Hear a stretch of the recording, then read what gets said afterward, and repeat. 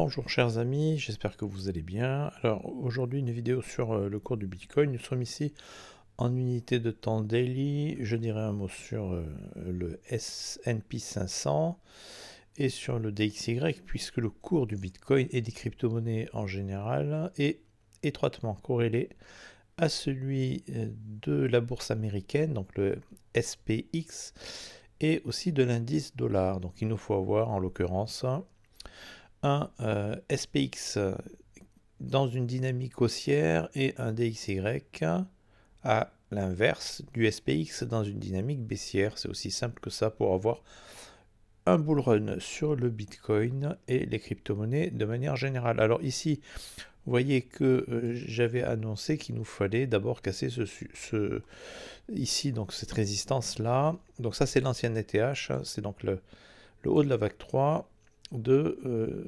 l'ancien bull run, hein, le bull run qui a eu lieu eh bien, il y a quelques années, hein, et qui, vous voyez, ici, on est allé chercher les 19 800 avec, alors selon ce décompte-là, nous aurions eu ici la formation de cette vague 3, grande vague 3, donc ça c'est la grande structure du bull run, avec ensuite une période de bear market assez longue, hein, puisqu'elle a duré 364 jours, vous voyez, jusqu'ici. Et ensuite, alors ici, on est en 2019, hein, vous voyez, 2019, nous avons eu eh bien, la formation de la vague 1 de cette impulsive haussière qui est celle du bull run, en tout cas selon un certain nombre d'analystes dont je suis, nous serions dans cette structure. Donc vous voyez, depuis cette date-là, donc nous avons ici un bottom. Un bottom, d'ailleurs je vais mieux placer mes vagues, voilà, histoire d'être le plus précis possible. Alors, tac, tac, voilà, hop, voilà. Donc vous voyez qu'ici, nous sommes précisément au bas de la vague 1. Ensuite, vague 1, vous voyez, qui a mis 196 jours à se former. Ensuite, vague 2, qui a mis 259 jours. Vague 2, et ensuite vague 3. Alors cette vague 3, on s'en souvient tous, puisque évidemment ceux qui se sont positionnés au bas de la vague 2, comme je le recommande sur ma chaîne, toujours de viser le bas de la vague 2 pour se positionner de la manière la plus sûre possible. Vous voyez qu'on a ici eu l'halving de 2020 ici, et donc là on a eu cette forte croissance, hein, du cours du Bitcoin, un joli pump, hein, qui a amené le cours du Bitcoin, donc vous voyez ici de 3000 et quelques, hein, 3800 et quelques à 65 000 environ, hein. 65 000, donc vague 1, vague 2, vague 3, vague 4 et vague 5. Alors d'ailleurs ici, attendez voir, voilà. Donc vous voyez qu'on est allé chercher avec le haut de la vague 3 ici par rapport à cette vague 1. Prolongation de Fibonacci, de la vague 1, on est allé chercher les 423,6. Oui, plutôt 361,8. Hein. Donc on a eu une vague 3 en extension là, hein. On a eu un joli pump. Ensuite vague 4 et puis la dernière vague 5 avec, comme on peut le voir ici, d'ailleurs j'ai changé ici le code couleur, c'est plutôt ça, voilà, vague 1, 2, 3, 4, 5, donc une ending diagonale, ending contracting diagonale. Fin du bull run. Alors ici nous sommes en avril 2021, vous voyez, et ensuite alors on a eu cette longue phase corrective, hein, une des plus longues, hein. Je dis l'une des plus longues, pourquoi? Parce que cette phase corrective, en réalité, c'est pas, vous voyez, il faut pour la décompter, pour mesurer la durée de cette phase corrective, donc de cette vague 4 ici, il ne faut pas commencer ici, il faut commencer là. Vous voyez qu'ici, nous avons eu bel et bien une fin de structure avec cette ending diagonale, et ensuite, là, alors on a une structure corrective, vous voyez, cette structure-là, en ABC. ABC, eh bien, il s'agit d'un irregular flat, un flat irrégulier, et d'un expanding flat. Alors, je vous propose de passer là maintenant en unité de temps de daily. Je ne vais pas revenir sur les grandes unités de temps en weekly ou en monthly. Allez voir les vidéos précédentes. Ici, en fait, le décompte, il n'est pas compliqué. Hein. On a donc cette impulsive haussière là, avec un potentiel bottom, ici, un spring. Donc ici, on a une vague 1 en leading diagonale, contracting diagonale, vous voyez, 1, 2, 3, 4, 5. Et donc forcément une vague 3 ici, eh bien, en extension. Donc au lieu d'aller chercher les 168, on va chercher les 423,6 ou voilà, les 368, voire même au-delà. Donc ici, effectivement, c'est ce qui s'est passé. C'est-à-dire que cette vague 3 là, que j'ai tracée en vert, qui vient former le bleu, cette grande vague 1, elle est formée par une impulsive ici que j'ai tracée en jaune. Donc ça, ce sont mes codes couleurs, hein, pour que vous puissiez mieux vous repérer. Vous voyez que c'est le jaune qui forme le vert. Donc ici, le jaune est venu former la vague 1. Ici, pareil, le jaune vient former cette vague. Donc ici, vague 1, vague 2, et là, on a une vague en extension. La vague 3, elle peut ne pas être terminée. Alors, bien sûr, elle peut aussi être terminée. Donc, c'est pour ça qu'il faut être prudent ici, dans cette zone-là. On va passer en 1 heure, vous verrez. Hein, mais là, je reste en daily pour le moment. On commence à avoir une divergence baissière du récit, mais qui peut être invalidée. Donc là, il ne faut pas trop en tenir compte encore. Et vous voyez qu'ici, ce qui nous intéresse, c'est le haut de cette vague 3. Ensuite, vague 4, vague 5. Et évidemment, ce qui va nous intéresser, c'est la vague 1 en bleu. Parce que ça, c'est ce qui doit venir former la grande vague 5. Donc ici, ensuite, un retracement qui peut aller, vous voyez, pourquoi pas faire un pullback sur cette ligne ici, donc, qui est actuellement une ligne de résistance, qui va devenir un support. Après, on peut aussi aller chercher plus bas, hein, les 61,8, la zone de rechargement. Ici, on a le haut du canal. Bon, là, c'est très compliqué, c'est très difficile à prédire. On peut retracer très peu. Quoi qu'il en soit, là, allez voir la vidéo précédente, j'ai un objectif ici, hein, aux 38 000 et quelques. Donc là aussi, 37 500, bon, ça correspond à quelque chose. Hein. On a une trendline, là je ne vais pas y revenir parce que j'ai été assez détaillé dans la vidéo précédente qui était longue. Donc regardez bien, ici, trendline, on peut très bien aller chercher cet objectif avant de retracer. Mais on peut retracer ici aussi très peu, parce que souvent en période de bull run, on a une vague 2 qui retrace peu. Donc on peut aller chercher les 30, vous voyez ici on a 38,2, 50%, 61,8, 78,6, bon voilà, imaginez qu'on ait une vague 2 toute petite là, forcément ça va surprendre tout le monde, et ensuite hop, par contre si on a une vague 2 courte, on aura une vague 4 forcément plus profonde. Bon là c'est vraiment prématuré, j'attire simplement, parce qu'il nous faut d'abord avoir le haut de cette vague 1, ensuite on pourra parler de cette vague là, mais là pour le moment je prédis simplement pour vous dire un scénario possible, hein, ça peut être ça. Encore une fois, allez voir la vidéo précédente, on peut aussi avoir une vague 1 et 2 beaucoup plus longue, tout dépendra évidemment de comment les choses vont se passer, mais si on a vraiment une vague 5 ici rapide, alors on peut très bien former ça. Pour le moment c'est le scénario que je privilégie, donc je vous parle de celui-ci. Alors ici, maintenant je vais passer en 4 heures. Je vous rappelle qu'ici on est passé au-dessus de cette zone de résistance, donc est devenu support, ça c'est l'ancien ATH.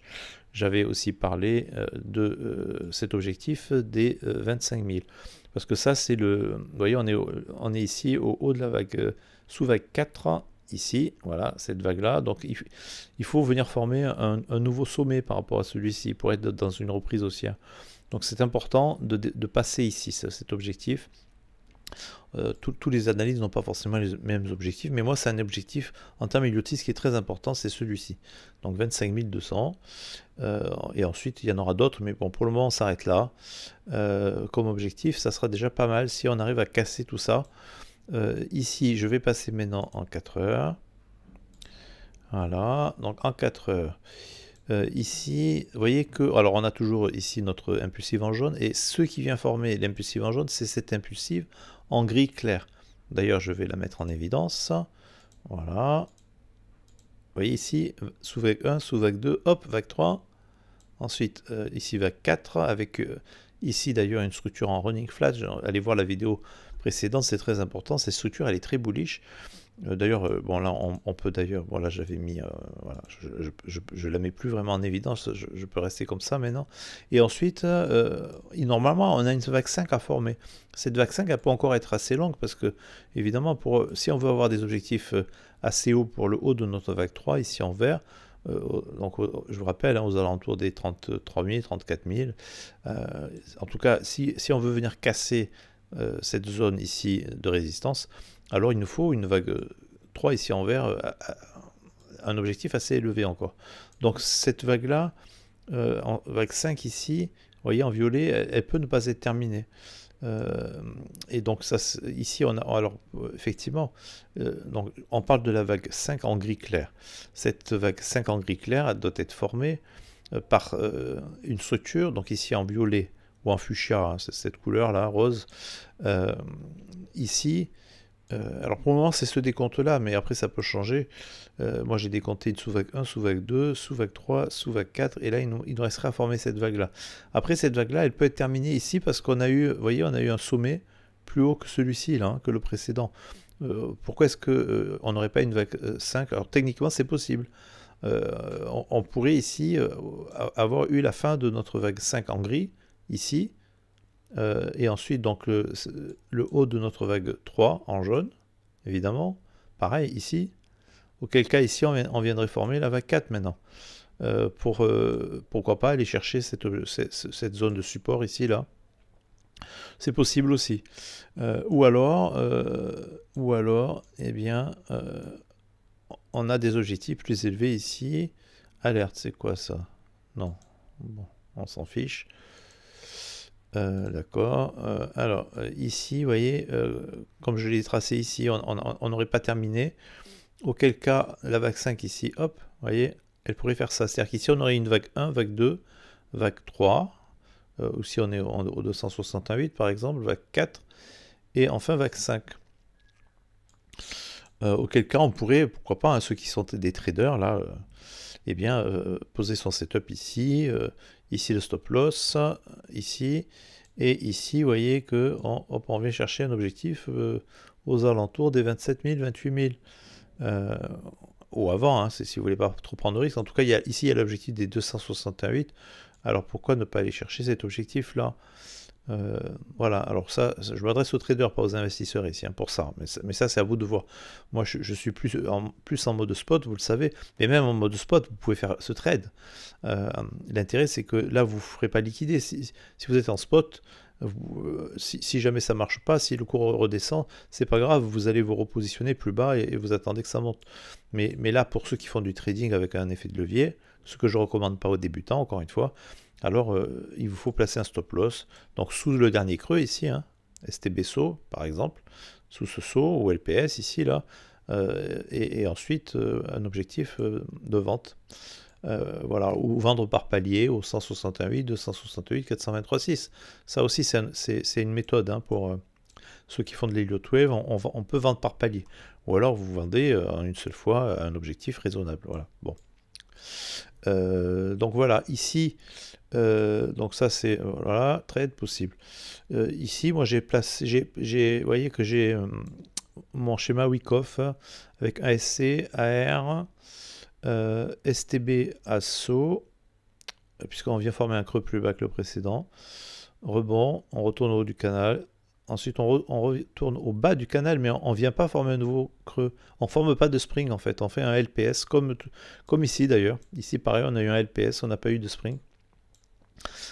C'est ce qui me fait dire que là, on est bullish. Mais bon, après, je peux me tromper. Peut-être qu'on l'aura plus après, le spring. Parce que si ici, on a eu le haut de notre vague 5, encore une fois, hein, le haut de cette vague-là, voilà. Si ici, c'est terminé, on va y arriver. Voilà, si ça, voilà, si on a eu le haut ici de notre vague 5, auquel cas on aura ici la formation de cette vague 4 qui viendra former un nouveau creux. Et donc là on a un spring, et ensuite par contre on repart à la hausse. Donc dans tous les cas de figure, je pense qu'on va repartir à la hausse, mais pas forcément tout de suite. Donc soit là on repart à la hausse rapidement, vous voyez on est en train de former ces bougies là, hop, on vient former cette vague-là, puis celle-ci, vague 4, vague 5. Et là, on a le haut de notre vague 3 en jaune. Après, vague 4, alors cette vague 4, elle peut être plus ou moins profonde. Hein. Et ensuite, vague 5, pour venir former le haut de notre vague 3 en vert. Puis vague 4, puis vague 5 de nouveau. Vous voyez, c'est comme ça que ça marche. Et ensuite, là, enfin, on a enfin le haut de notre vague 3 de la grande structure. Donc, dans cette zone de prix, hein, moi j'ai indiqué entre les 34 000 et 41 000 et quelques, là, on a cette zone de prix. Et par contre, ensuite, on aura un retracement ici. J'y reviendrai. J'y reviendrai. Pour le moment, on n'en est pas là. Moi, ce qui est important ici, c'est de casser cette zone-là. C'est ça qui est important. Voilà, on a cette zone à venir casser. On a cassé celle-ci. Ça, c'est fait. On a celle-ci. Voilà, sur ce, je crois que j'en ai terminé. Évidemment, là, vous avez donc cette possibilité-là pour les traders, ou alors si vous pensez que le cours va redescendre, ben, vous placez un short au lieu de placer un long. Hein. C'est top ici, stop loss au-dessus du sommet là, et puis ensuite objectif à la vente plus bas, hein, quelque part par là. Bon, là moi je fais plutôt, d'ailleurs j'encourage pas à shorter le marché, plutôt à être sur les contrats futurs, autant plutôt poser des longues. Les longues sont plus sûres que les shorts. Et les shorts, il faut être plus expérimenté. Mais encore une fois, si vous êtes expérimenté, je sais que vous savez très bien comment vous positionner ici. Donc là, le short, il est là. Hein. Voilà, position short. Imaginez que vous avez placé votre setup ici. Voilà, stop loss ici. Et là, vous allez aller chercher un objectif qui est dans cette zone-là, parce que là, on a une zone de résistance. Enfin, de support, plus exactement. Donc, pourquoi pas, ici, vous avez par exemple ce genre de trade à prendre hein, en short. Hein. Pourquoi pas. Mais moi, j'aurais plutôt tendance à privilégier ça, tout simplement parce que, voilà, pour moi, on devrait avoir des objectifs plus bullish. Alors, la divergence, elle va perdurer parce que tant qu'on a des vagues 3 ici, à chaque fois qu'on a une vague 3, il y a une divergence entre le haut de la vague 3 et le haut de la vague 5 au niveau du RSI. Donc ici, vague 3, vague 5, divergence, c'est normal. Vague 3, vague 5, divergence. Et là, pareil, on aura une divergence entre le haut de la vague 3 et ici. Après, il va bien falloir que ça s'arrête à un moment donné, parce qu'à force d'avoir une divergence, eh bien, on va avoir un retracement plus ou moins important ici. Pourquoi pas revenir ici. Voilà. Bon, sur ce, je crois que j'en ai terminé. Je vous dis à très bientôt. Un mot concernant mon partenariat avec la plateforme BitGate. Voilà. Alors maintenant, sur le SPX, ce que je voulais dire, c'est que... Alors, je vais mettre en délit. Vous voyez que j'avais annoncé ça. Hein. Il nous fallait casser cette ligne ici de résistance. On l'a fait. Hein. On a cassé cette ligne-là. Donc... ça c'est plutôt bullish hein, évidemment, à moins qu'on réintègre ici cette zone là hein. Mais ouais, ici on se maintient au-dessus de cette trendline, alors ça veut dire qu'on va former cette vague là. On n'est pas dans un zigzag correctif, on est dans une impulsive haussière avec des objectifs vous voyez, assez élevés aux alentours des 6000 sur le SPX, en sachant qu'ici on a aussi une leading contracting diagonale, donc ici une diagonale, ça veut dire une vague 3 en extension. Voilà, donc ça je voulais vous le montrer. Et ici le DXY, alors le DXY, c'est pareil, on a cette impulsive 1, 2, 3, 4, 5. Ensuite, ici, eh bien, vous voyez qu'on a une divergence baissière du RSI entre le haut de la vague 3 et le haut de la vague 5. Et vous voyez qu'ici on retrace là, parce qu'il nous faut retracer cette vague 5. Et l'objectif ici, c'est d'aller chercher cette zone-là. Vous voyez, retracement de toute cette impulsive ici. Et on est ici en zone de rechargement de long, pardon. Donc on peut aller chercher l'un de ces objectifs entre les 87 $ et 80 $, et même au-delà, hein, mais en tout cas au moins là. Et donc ça c'est évidemment pas terminé, mais il va y avoir des rebonds ici forcément. Ici il va y avoir des vagues, hein, vague 1, vague 2, vague 3, vague 4, vague 5. Donc par moment, eh bien, le DXY il sera dans une dynamique haussière, mais là la tendance dominante c'est une tendance baissière dorénavant. Bon, ici c'est haussier, mais en tout cas là, vous voyez qu'on est en weekly. En weekly, on devrait être baissier. En daily, on est baissier, on forme des vagues. Donc pareil, hein, des creux de plus en plus bas, des sommets de plus en plus bas. Donc ici, on retrace.